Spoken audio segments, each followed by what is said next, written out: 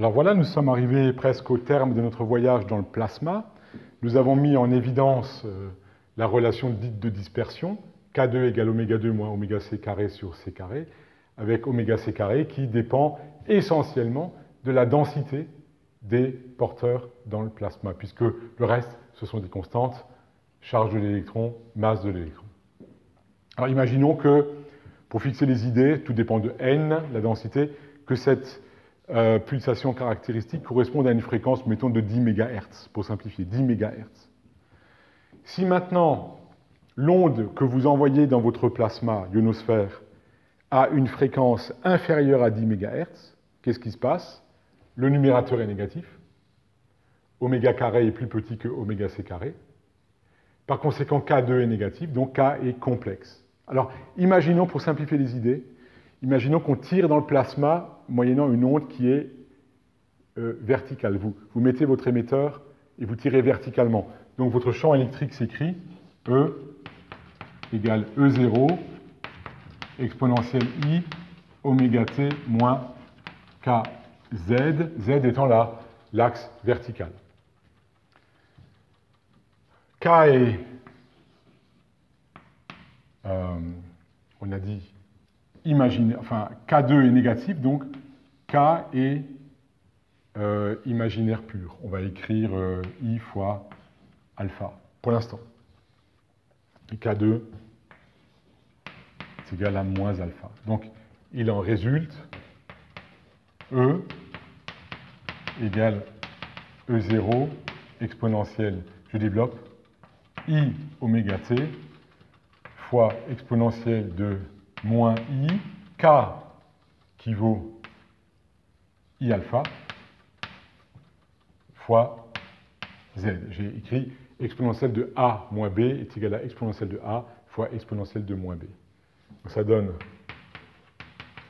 E0 exponentielle de I oméga t. Et puis ici, on a I carré qui vaut moins 1, donc fois exponentielle de alpha Z. Ça veut dire quoi? Là, j'ai une fonction trigonométrique du temps, parce que exponentielle de I oméga t, c'est sinus ou cosinus oméga t, quand je passe en représentation réelle. Et là, j'ai une exponentielle où alpha est réel, hein, puisque j'ai mis en évidence K qui est imaginaire, j'ai explicité I, l'imaginaire pur, donc alpha est réel, j'aurais dû peut-être l'écrire, alpha réel. Et en plus, ici, il faut faire l'hypothèse que alpha est négatif, parce que sinon, j'ai une exponentielle alpha z, si alpha est positif, ça veut dire que l'exponentielle croît ad vitam aeternam, ça voudrait dire que mon champ électrique, il croît en intensité, c'est impossible. Donc alpha est nécessairement négatif. Alpha inférieur à 0. Ça veut dire en fait que l'onde est absorbée. Au gré de sa propagation dans le plasma, rapidement, l'intensité ou l'amplitude E0 décroît exponentiellement parce que alpha est négatif, et on a une décroissance en exponentielle de moins alpha fois z. Ça veut dire qu'au bout d'une certaine longueur caractéristique, en fait, l'intensité de l'onde a pratiquement disparu. Donc en fait, on a affaire à une onde qui est absorbée de façon plus ou moins rapide par le plasma. Il n'y a plus de propagation en tant que telle. Et ça, c'est lorsque, en fait, votre fréquence d'émission est inférieure à la fréquence caractéristique de votre plasma. C'est le premier cas de figure. Et maintenant, si oméga inférieur à oméga c, alors l'onde est atténuée et en fait l'énergie se dissipe dans le plasma. L'onde cède son énergie dans le plasma et au bout d'une certaine longueur caractéristique, elle a pratiquement disparu. Maintenant, nous allons regarder l'autre cas de figure, sans forcément pousser les calculs très loin. C'est lorsque, en fait, oméga est supérieur à oméga c. La pulsation de votre onde, émise depuis la surface de la Terre, a une pulsation ou une fréquence qui est supérieure à la fréquence ou pulsation caractéristique du plasma. Alors, le numérateur est positif, et K peut être réel comme il l'était dans les ondes électromagnétique dans le vide. Donc la propagation est possible, sans atténuation, parce que l'atténuation résulte d'une exponentielle purement réelle, ce qui n'est plus le cas ici. Puisqu'on a bien E égale E0 exponentielle de I oméga t moins K scalaire R, et comme pour les ondes dans le vide, K est réel, et par conséquent, c'est bien une propagation, une onde progressive, polarisée rectiligne, monochromatique et plane, qui se propage dans le plasma. Mais, il y a quand même un mais, c'est l'idée que cette relation de dispersion, en fait, elle est liée à l'indice optique du milieu de propagation, par la formule n égale c sur v, où v est la vitesse de phase, on écrivait indice phi, de l'onde qui se propage dans le milieu. Donc vous savez que, en général, les indices sont supérieurs à 1.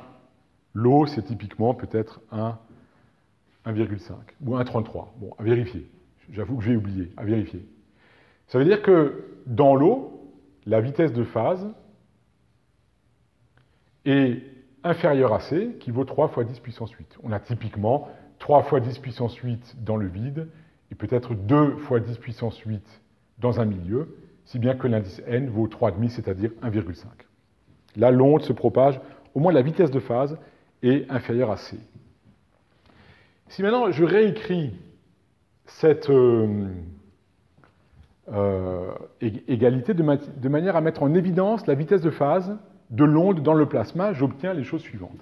Je vais passer c carré dans le membre de gauche, ça me fait K2 C2 égale oméga 2 moins oméga c carré.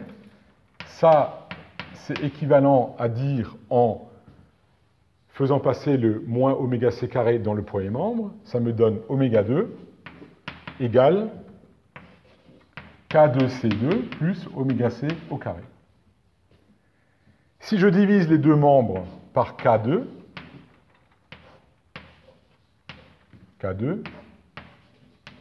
j'obtiens c carré plus oméga c carré sur K carré.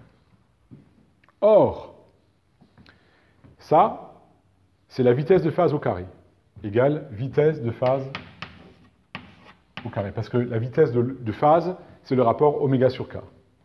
La vitesse de phase, c'est le rapport oméga sur K. Oméga en radians par seconde, donc il y a des par seconde. K, c'est 2pi sur lambda. Le lambda est au dénominateur du dénominateur. Quand il remonte, ça fait bien des mètres par seconde. Et là, vous avez quelque chose d'assez étonnant. Au moins, quand on le découvre pour la première fois, vous avez la vitesse de phase de l'onde dans le plasma qui est supérieure à c, à cause du plus ici. Et ça, c'est forcément positif. La vitesse de phase est légèrement, au pire, elle est légèrement supérieure à c. Après, tout dépend évidemment de la pulsation caractéristique et de l'onde k à laquelle vous k égale 2pi sur lambda de l'onde avec laquelle vous travaillez. Mais en tout cas, ce qui est sûr, c'est que la vitesse de phase est supérieure à c. Est-ce que ça ne contredit pas un peu la relativité, ça, comme selon la relativité qui dit que rien dans l'univers ne se déplace à une vitesse supérieure à c? En fait, non. Une vitesse de phase peut être supérieure à c. Parce qu'une vitesse de phase ne représente jamais une vitesse de propagation de l'énergie ou de la matière. Une vitesse de phase, c'est une vitesse un peu théorique. Et celle-ci peut être supérieure à c. Je ne rentre pas dans le détail, on est un peu à la limite de notre cours en électromagnétisme. Ça serait plutôt relatif à un cours de propagation des ondes. Là, on est vraiment à la limite de notre programme. Mais quoi qu'il en soit, puisque la vitesse de phase peut être au moins un peu supérieure à c, ça veut dire que l'indice optique, n, lui, il peut être inférieur à 1, ce qui est assez nouveau. N peut être inférieur à 1. Et maintenant, pour finir notre chapitre, nous allons regarder un peu d'histoire des sciences, une histoire assez fascinante. Parce que cet indice n du plasma, qui est un petit peu inférieur à 1, il a permis quelque chose d'assez miraculeux, il y a plus de 100 ans, qui est en fait la première liaison radioélectrique transatlantique. Ça, c'est assez énorme. Ça a été fait en 1902. En 1902, sur plusieurs milliers de kilomètres de distance. Alors, vous imaginez un peu les moyens de l'époque. C'est Marconi qui a fait ça en 1902, si mes souvenirs sont bons, ce qui lui a valu le Nobel en 1909. D'ailleurs, avec Karl Ferdinand Braun, qui travaillait aussi sur les lésions radioélectriques, qui était un professeur à l'époque dans l'université allemande de Strasbourg. Alors comment c'est possible? Parce que la Terre est ronde. Donc si je dessine la rondité de la Terre, imaginez vous êtes ici en Irlande, je crois que Marconi s'est mis en Irlande, quelque part sur une île près de l'Irlande, et il a fait la première liaison avec, je crois, Terre-Neuve. Le problème, c'est que l'onde ne peut pas voyager à travers la croûte terrestre. Là, elle serait atténuée très très rapidement. Donc c'est une pure problématique d'horizon. Si je tire en direction de l'Amérique du Nord, eh bien, vous voyez bien qu'il faudrait que l'onde voyage en ligne droite dans l'écorce de la Terre, ce qui n'est pas possible parce que l'onde serait vite absorbée. Mais en fait, c'est cette onde-là qui part dans cette direction, en fait, qui s'incurve pour revenir à Terre-Neuve. Comment c'est possible? C'est possible parce que précisément les indices n sont un petit peu inférieurs à 1. Et ça, pour le montrer, on va faire un modèle en couches. On peut montrer qu'au fur et à mesure qu'on croît en altitude,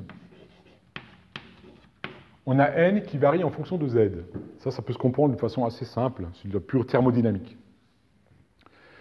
Donc, lorsque l'onde part de l'Irlande ici, vous avez une première pénétration dans la toute première couche de la ionosphère qui correspond à une certaine valeur de n. Ici, vous avez la normale à la surface. Et comme n, ici c'est n égale 1, on est dans l'air. Comme pour la première couche, n est légèrement inférieur à 1, on arrive dans un milieu qui est moins réfringent. C'est-à-dire que le rayon s'écarte un peu de la normale. Le rayon s'écarte un peu de la normale. C'est-à-dire qu'en fait, ça serait la propagation sans dioptres. Donc là, ici, en fait, on s'écarte un peu de la normale. Donc ici, on a, sur la couche suivante, on a une deuxième réfraction. L'indice est encore un petit peu plus inférieur à 1. Donc on s'écarte encore de la normale. Et ainsi de suite. Et il arrive à un moment donné où le faisceau devient rasant par là. Disons ici, il est rasant, si bien qu'il y a réflexion totale. Il y a pratiquement réflexion totale.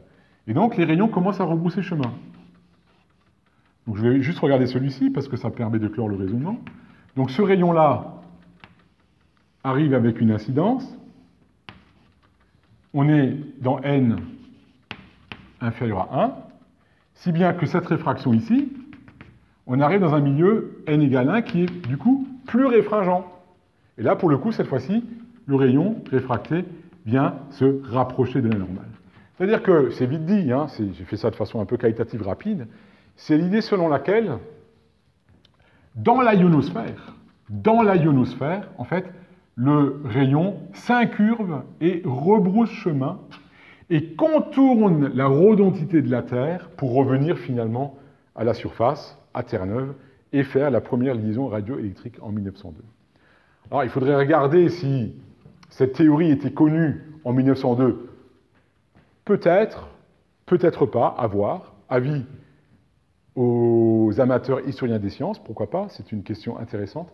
Mais quoi qu'il en soit, les liaisons radioélectriques étaient possibles parce qu'il existe à haute altitude une couche dite ionosphérique dans laquelle les indices n sont légèrement inférieurs à 1. Voilà pour ce chapitre 7, propagation dans un plasma. On a été introduit à la propagation dans la matière. Il nous reste un tout dernier chapitre à voir, chapitre 8, sur le rayonnement dipolaire. Nous avons vu jusqu'ici comment les ondes voyagent dans le vide. Nous avons amendé un peu la théorie et montré comment elles peuvent voyager dans un milieu particulier qu'est le plasma. La question qui reste à présent, c'est comment on crée les ondes, et ça, nous allons examiner dans le chapitre 8, qui s'intitule « Rayonnement dipolaire ». Restez avec nous. Dans ce chapitre, nous allons apprendre quelque chose d'extraordinaire. Nous allons apprendre quelque chose de remarquable. C'est pourquoi le ciel est-il bleu. Et uniquement si vous suivez le chapitre 8, vous serez capable de le comprendre. Pourquoi le ciel est-il bleu? Rendez-vous au chapitre 8.